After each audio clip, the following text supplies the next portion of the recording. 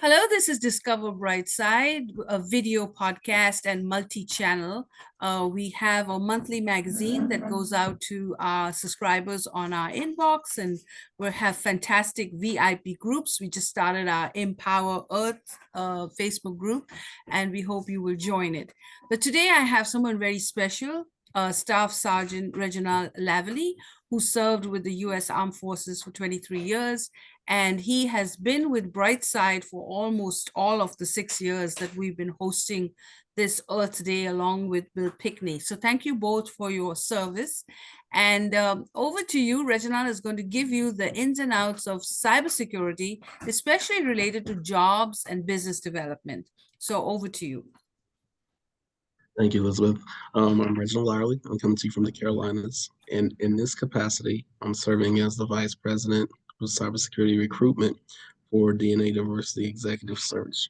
I'm a cybersecurity recruiter, and I'm an executive with a team, and we look for people throughout the world, and we advise and we train people on how to look out for their career. So I'm gonna share my slide. It's not gonna be very long, but it's gonna be very concise, just to give you the basics. Not designed to make anyone an expert, but it's a good bit of information to give a basic foundation. So let me go ahead and share that this time.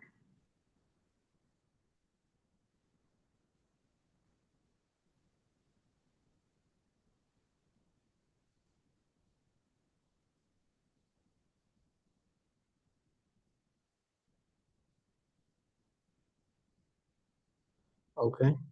This is our cybersecurity outlook in 2025.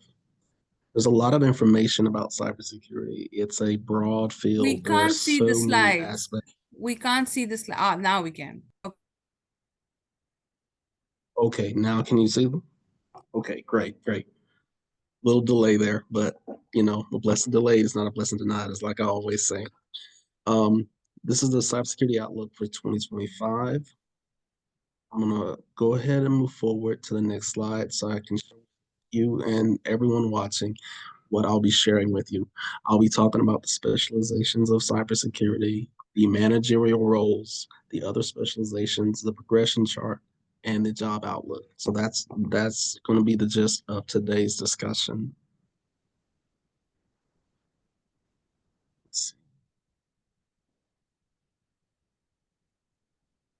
The slide that I'm sharing with you now are the technical specializations within cybersecurity. When we hear the word cybersecurity, there are so many different areas to the cybersecurity industry. There's so many because on this slide, there's network security, incident response, security architecture, identity and access management, digital forensics, risk management, and threat intelligence. There are professionals who work in either one area or they work in several different areas. The next slide is there are some more of these specializations like cloud security, application security, ethical hacking, security engineering, data loss prevention, penetration testing, and the cybersecurity analyst. On each of these has a brief blurb of what they do, but I also going to be sharing this slide deck in the chat before we conclude for the day. Okay, the managerial specializations. Your chief information security officer. They're usually going to be the people that oversee a cybersecurity program within an organization. Your cybersecurity consultant, they advise organizations on security managers. They can be in-house with a company, but they could also be contracted to help a company. A cybersecurity manager is typically someone that's going to manage the operations and also personnel who who are taking care of taking care of the company. The next slide I want to show you is there are other specialized areas with cybersecurity. Um, Governance, risk, and compliance. If you ever hear the acronym GRC, that's what that's referring to. It talks about compliance with industry regulations and standards. That's going to be different depending on the industry and the company that it falls under and throughout the world. You have Software developers, that's what secure DevOps refers to because they're always developing different ways um, to utilize that software throughout the entire life cycle, and that stuff's always changing. Software development, they develop the software from the ground up. Data privacy and security, that one's important because every organization, even from the individual level up to the business level, they want to secure their sensitive data and comply with privacy regulations. This is why it's so important. Next slide, I want to show you there are other specialized areas when it comes to cybersecurity. You have cyber threat intelligence. These are the people who analyze the threat information. You see a lot of these, especially in governmental entities, especially like the Department of Defense and the different cabinet areas within the government, and even not just within the United States, but throughout the world. Biometrics, that's one thing that's so important. You've probably seen things that use biometrics. If you've ever used your phone and you had to use your face um, to be able to get in or be able to recognize using your eye or fingerprint, that's using biometrics as a way of access and authentication. Machine learning is that it applies the techniques to the specific cybersecurity task. That's why that's so important. You have your security specialists. They focus on the organization of the organization's assets so they can tell a business owner what exactly they have at any given time. Then you have your information technology auditors. They're the ones that they're auditing the systems and security controls, making sure everything is right and secure. You have vulnerability management, and what they're able to identify the vulnerabilities within a system and be able to take action with them.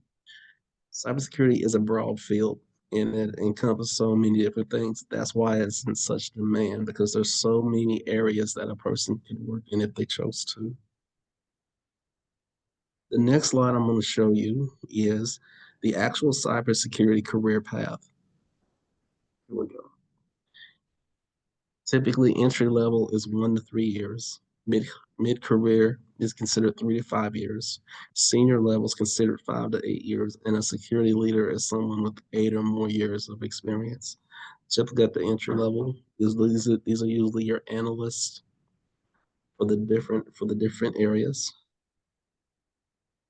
The education level, that's what is desired. But I can tell you, not everyone in cybersecurity has like a computer science degree or anything like that. They may be their degree may be in something else, but they may have certificates and training in this area, and that's what and the skills sometimes overrides the degree that they may have. The mid career, um, those are usually your analysts, your engineers. Typically, education wise, we need a bachelor's. It's not always required, but many do have it. And then you want to direct your attention to the certifications at the bottom. Usually those carry a lot of weight, and depending on what area of cybersecurity what they're in is going to determine what they need to be certified in order to be able to effectively fulfill the skills, the and competencies that's going to be required with the position that you're filling. On the senior level, this is when you're really starting getting into management, not just of personnel, but also systems. And then you have the security leader, which is typically your chief information officers and your information security officers. Typically, as a recruiter, if I'm wanting to find out from a company which the type of cybersecurity personnel they need for their company, if they have an information officer on staff or an information security officer on staff, I'm going to do my best to talk to that person. There may be human resources, but that person is going to know the cybersecurity industry better than most because they're like the SME and that subject matter expert in that area. And I'm going to find out what they need the most. This slide here, it just talks about the outlook for the industry as a whole. As long as there's cybercrime, and as long as there's an integration in the impact of AI, there's going to be always need for cybersecurity personnel who understand how to defend people's systems. Cybercrime costs are projected to reach over 10 trillion, 10.5 trillion this year alone. And with the change of AI, and less than 24 hours ago, I gave a presentation on it. AI is expected to have a significant impact on cyber attacks, security measures, and with organizations, they're having to figure out if they're using AI assets. Also, they need to have the security measures in place to be able to protect those because it affects a little bit of everything. And so, as long as you have computers and technology, you're going to need skilled and qualified people who are going to be able to know how to manage and protect. The cybersecurity job market is projected to experience significant growth in 2025 and beyond, according to the Bureau of Labor Statistics. This isn't me. It's not coming from me. This has come from the Bureau of Labor Statistics. We're projecting a 33% growth for analysts between as early as 2023 up until 2033, and that's going to be much faster than the average for all professions. This is this growth is driven by the cyber threats, need for organizations to protect their data and systems. More companies are going to need people, and as long as there's cybercrime, as long as there's cyber threats, as long as there's use of AI, and being able to use it effectively and still be able to do it securely, those are one of many reasons that you're going to need personnel who can act, effectively protect those systems. This slide refers to key statistics and trends. This is what's in high demand. The Bureau of Labor Statistics projected 17,300 openings for security analysts over the next decade, but that could potentially be more. Skills gap, two-thirds of organization report moderate to critical skills in cybersecurity, highlighting demand for qualified professionals. So they're always looking for people who are better trained, better skilled, or people who are always constantly re-educating themselves and honing their skills. The market growth is expected to continue to grow. The global market is expected to reach 200 billion by 2028. So this is expanding, and this is globally. The salary potential, the median annual salary, and this is just for your analysts, is 120,360. This is what I did recently on LinkedIn. I did the median salary for each U.S. state and an entry level, middle manager level, and senior level, and I posted it. Got a lot of responses, so people are very interested in that information. If they're in this profession, what jobs they should be looking for, and if they're looking to get in this profession, what exactly do they need to do in order to get in? Let's look at the global demand. Globally, there are 3.5 million unfilled cybersecurity positions.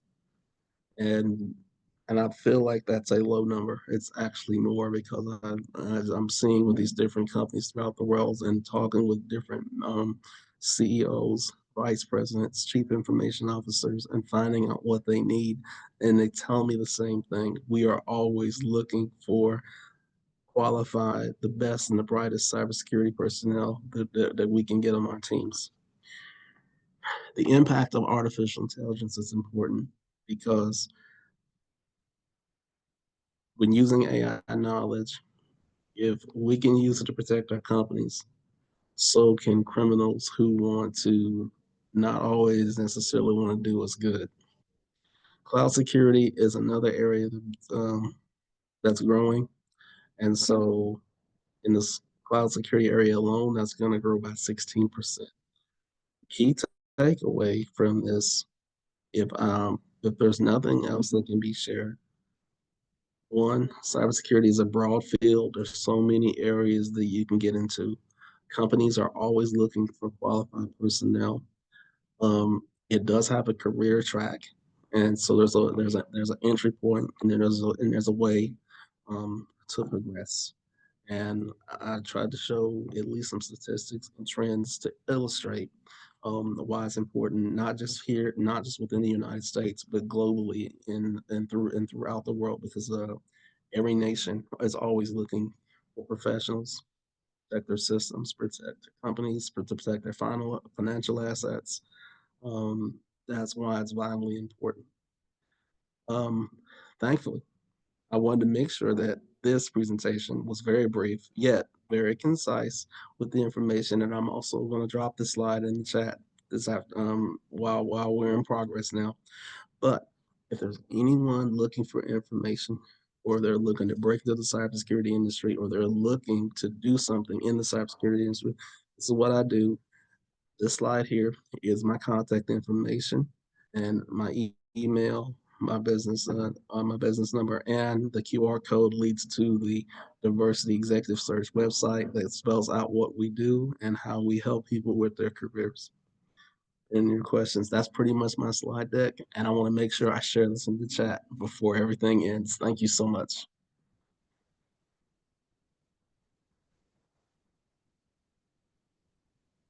That was an awesome presentation. Thank you, thank you, thank you. Wow. And it was right on point too, because you had entry level, mid level, and senior level positions. So that was pretty good. So now no one has an excuse to say there's no jobs out there. There's plenty of jobs out there, and you have to get qualified. So you have to go back to school a little bit, get some certifications, find out with Reginald's description of the job description, then look at your resume and see if it's matching with that description. So let's say you are at a 0 level, you don't know anything about cybersecurity. Even if you're an experienced person, go for the entry level position. You'll be surprised how many people will hire you because of your prior experience. And someone is going to give you that start. Get some experience and then try to go for the senior level experience. So read the description, see how you match up with it. Now, you could even try to get a senior level position, but you have to figure out how your experience applies to the advertising position. And then with that match, you can make your resume and then send it over to Reginald. And then he will review it and give you an interview. If you call, don't just bombard him. I mean, be qualified. And he doesn't have time to just interview everybody. So you have to be qualified in order for him to be able to give you an interview and then set you up for, an interview. Elizabeth, there's also schools to get trained if people are looking to get trained, and I help people get set up with that as well. So hopefully that doesn't deter people. But to your point, there are opportunities, and I definitely want people to seek them out as much as everyone else, especially if it's going to help them fulfill what they want to fulfill in this life. Yep. And so my question would be then is how does someone approach you, and what is the first step? So do they send you their resume, or what do they do to approach you? If they're working with me, I do a one-on-one interview. That's the first thing I do, and I find out a lot of information before I go forward with anything, because as to as you stated, I review a lot of resumes. I talk with a lot of CIOs. I speak with a lot of presidents, CEOs, and senior VPs. I work with anybody that I can, but I always make sure whoever is looking for a career in this, making sure that they do their diligence too before I go and help them. Perfect. And that's what we want to hear. So the first step is to say, thank you, Regina. We really enjoyed your presentation. I'd like to get to see, you could do a discovery call with him. Just, what do you think of my resume? And I forgot that we have to bring our resume maker. We'll try to bring him in May for the health and wellness. We'll do AI cybersecurity in the healthcare field, because that's the best way to start your career. There's so many jobs in healthcare, it's unbelievable. So definitely tell us what you think of the presentation, and if you have a question, write it in the chat, comment on the Facebook post or Instagram, and we will get back to you in short order. All right, so thank you for that. This concludes the sessions for Empower Earth 2025. We did 2 days, and Bill and Reginald did an outstanding job. We're going to repeat this in fall, in the month of November. So I'll work with Bill and Reginald on dates, and then we'll get back to the climate and pollution and get back to people in this particular industry. And since this year has been just an amazing year with climate, so we'll try to get back again in November. All right, and then we'll do our annual one in April of 2026. So you don't have to wait so long. We'll do a bi-yearly event. So thank you for watching Discover Brightside, and write us a comment. Keep the channel alive, because if you subscribe, if you buy Bill's book, then we know that it's going to work. All right, so we want you to go and buy his book, and he's giving you a special offer if you go directly to him on climates.com and get the book. Tell us what you think. Write a review, not That'll just work. one. We want you to write a review on Amazon, Barnes and Nobles, Indigo. You know, you guys are pros at this, all my reviewers. Write a review. You can now write reviews on Facebook too. Facebook, Instagram, Google is one that everybody wants to be on. So Google reviews as well. And if you don't know how to do a review, call me. I'll show you how to write a review. So we want you not just to buy the book, we want you to write a review, and we want you to get involved with literacy so that if you read more, we'll all be reading more. And my job is my fundamental goal is to improve literacy, to get more people to read. So that's why we do this every single month. You know, we go through this every month. So next month is health wellness, and it'll be on May the 16th and 17th and 18th. It's going to follow the same style.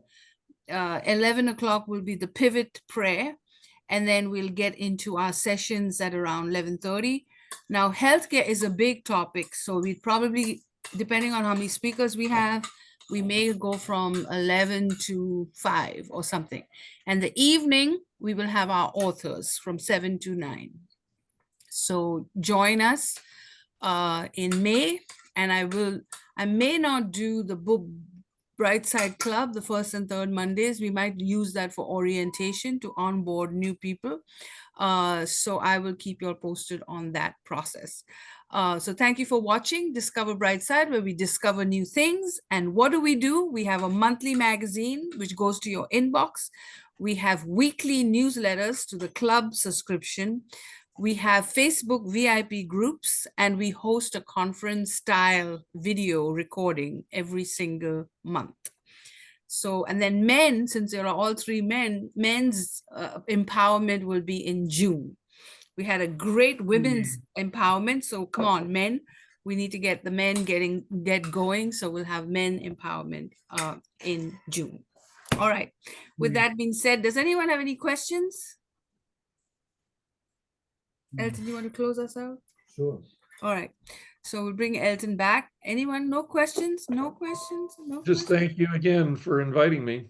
Oh, no, you're welcome. And I'm looking forward to doing one again in November. So I'll set the dates in advance. And yes, Bill, you will be here next year. You said that last year, and you will be here. So, so over to you, Elton. Let me just stop recording. Hold on.